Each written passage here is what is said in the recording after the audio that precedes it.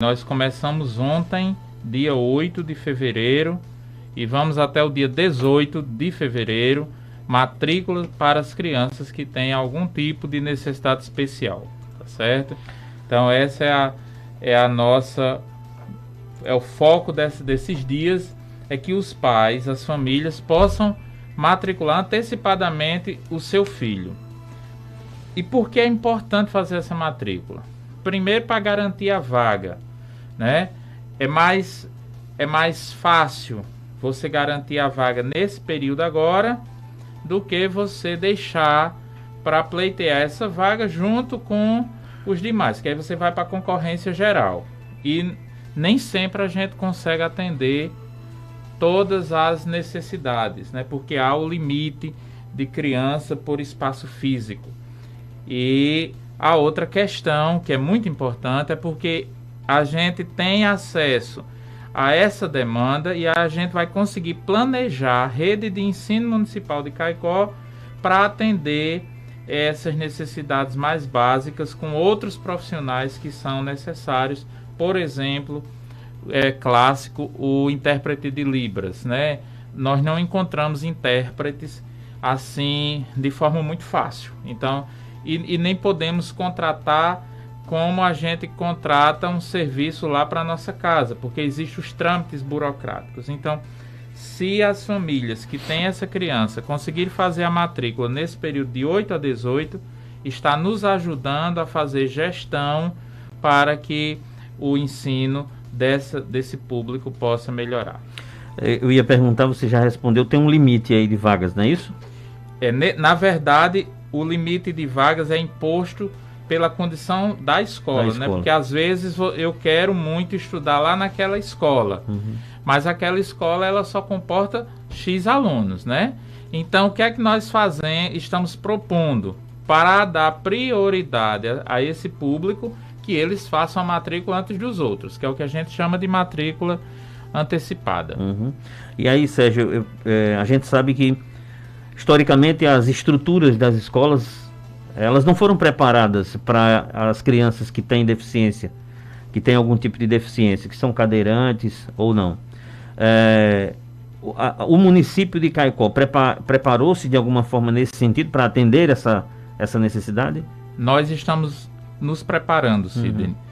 Claro que a estrutura física das escolas de Caicó, do município de Caicó, é uma estrutura conhecida de todo mundo, né? Todos nós falamos de que é péssima e realmente é muito, muito frágil.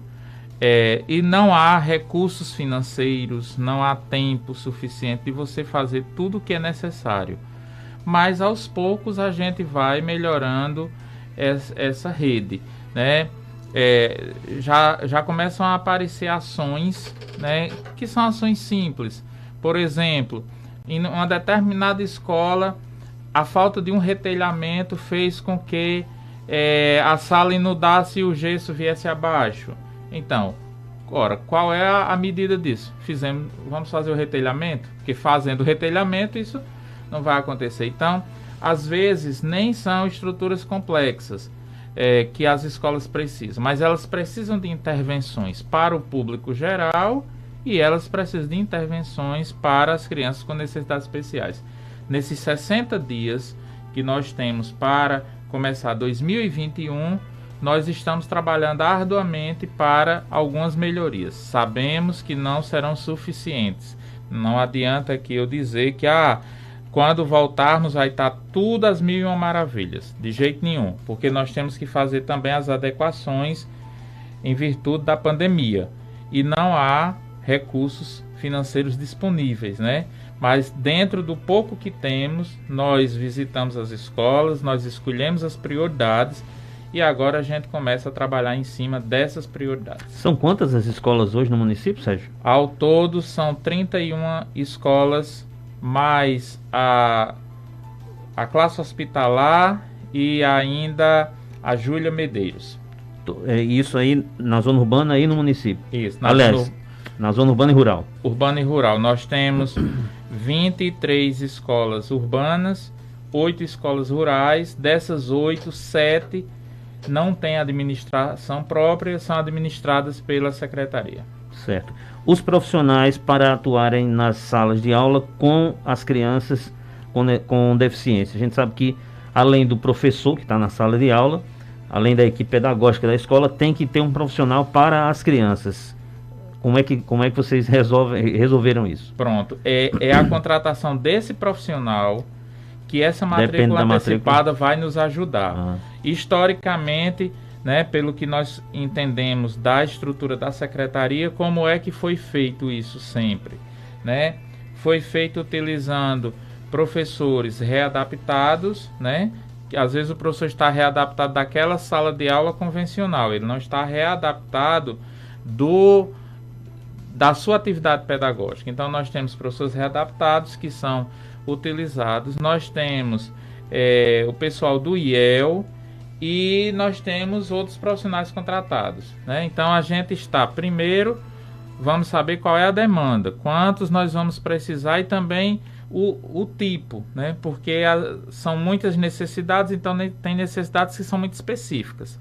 Para aí a gente saber de onde é que nós vamos tirar esse profissional e, evidentemente, o impacto financeiro que isso causará. Como é que o pai e a mãe que estão ouvindo a gente em casa agora devem proceder para fazer a matrícula da criança? Pronto, a primeira coisa que ele deve fazer, eu vou listar aqui os documentos, ele vai à secretaria da escola que ele deseja, né?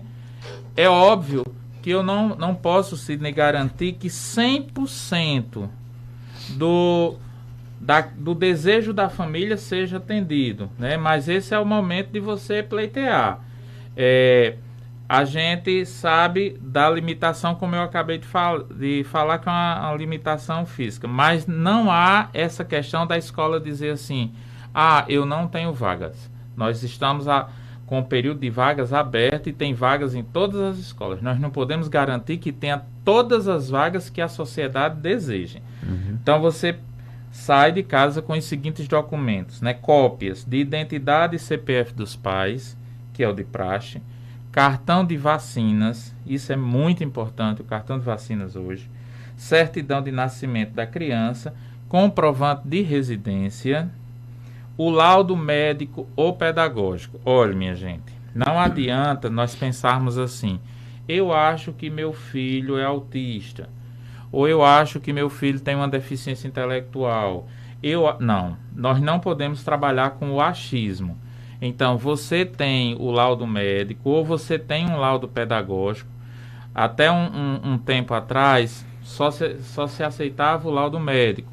Hoje, nós estamos trabalhando na perspectiva do laudo pedagógico. O que é isso? A equipe pedagógica lá da escola que a criança estuda, ela tem competência, auxiliado pela SEMESC para a construção desse laudo. Então, muitos pais não têm o laudo médico, mas têm um laudo pedagógico. Então, você leva esse laudo, além da identidade CPF da criança, o cartão do SUS e o NIS. Então, a lista de documentos, mas se você não decorou, não memorizou, não se preocupe. As nossas escolas estão preparadas, tem lá o requerimento de matrícula, tem essa relação de documentos. Você pode entrar em contato com as escolas, que as escolas vão ajudar cada família a chegar com essa documentação.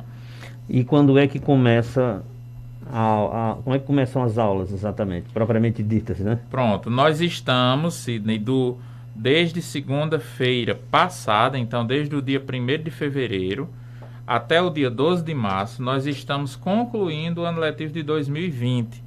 Através do sistema remoto, né? Ou seja, a mesma forma que foi trabalhada no ano de 2020, nós decidimos concluir nesses 30 dias de 21, do ano de 21. Quando foi em abril, aí nós começamos as aulas referente ao ano letivo de 2021.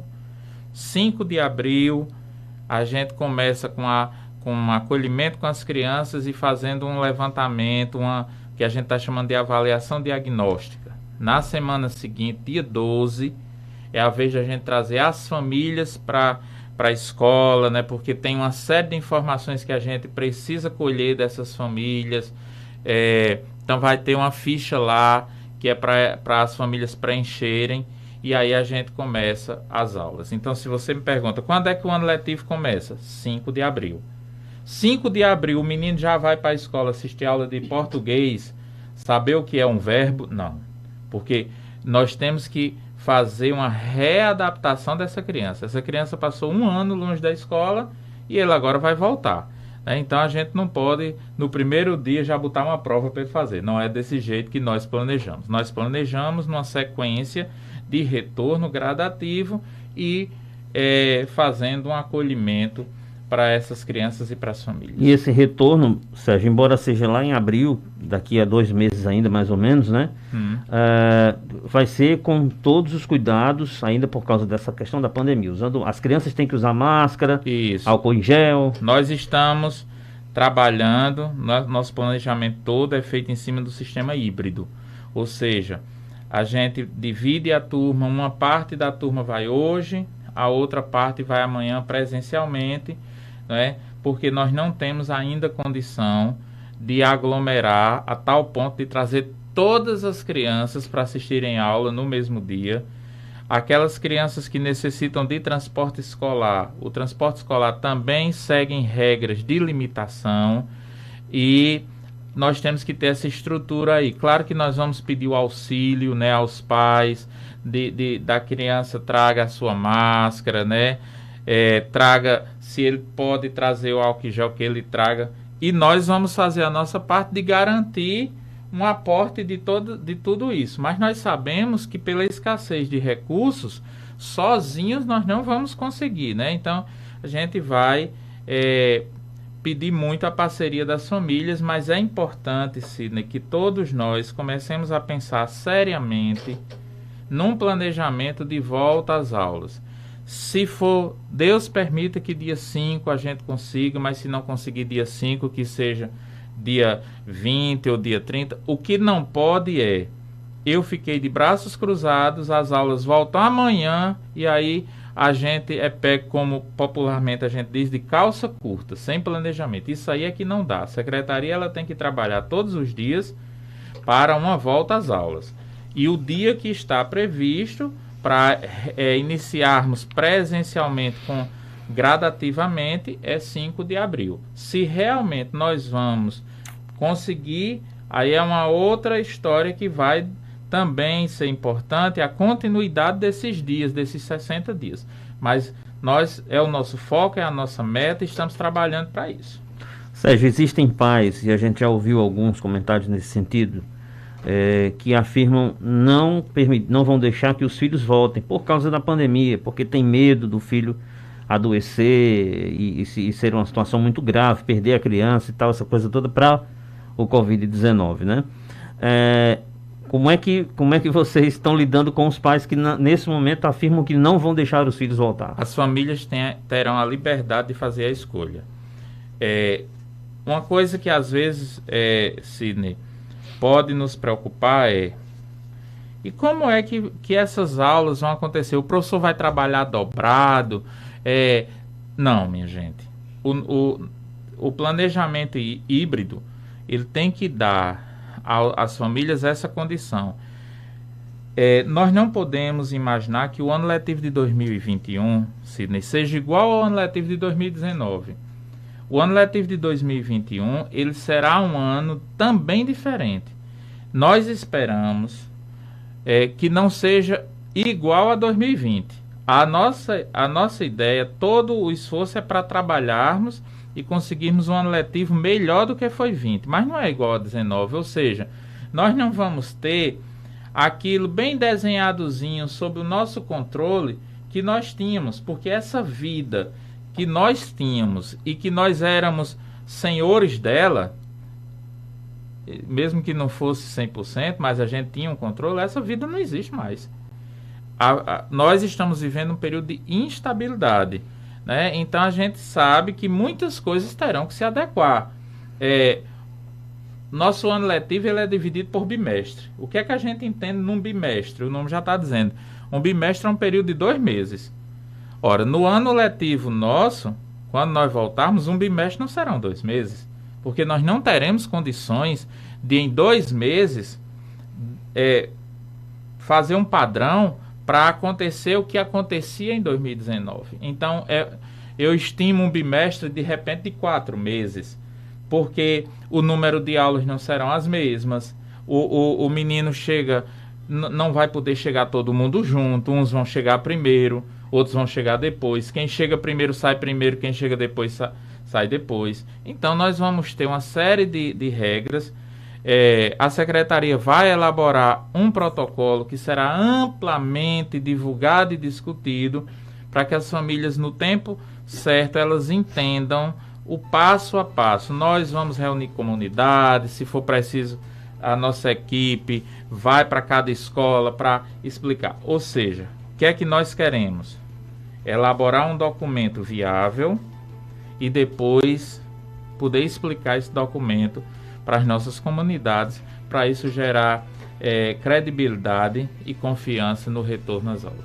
Então, a partir de ontem, começaram as matrículas para as crianças com deficiência. Isso, de ontem, dia 8 até o dia 18 de fevereiro, nesses 10 dias, os pais podem procurar a escola para fazer essa matrícula antecipada. E depois do dia 18, como é para geral? Para o público geral? Aí a gente está naquele período de conclusão de 2020. Sim. Depois da conclusão de 2020, aí nós temos uma semana para sistematização por parte dos professores desses relatórios, e matrículas gerais será do dia 26 ao dia 31 de março. Ok. Certo? Ok. Algo mais, Sérgio? Sidney, eu gostaria de mais uma vez reforçar, né, junto às nossas famílias, a importância, a necessidade de fazermos essa matrícula antecipada. Não deixe para a última hora, né, porque isso atrapalha o nosso planejamento. As dificuldades, elas são grandes, mas a gente está trabalhando para poder oferecer um ano letivo de 2021 com mais condições. Quero agradecer o espaço, né, tenho certeza que muitos nos ouviram, a contribuição do seu programa é sempre muito grande. Fico feliz de poder estar aqui para falar sobre um tema que é tão importante.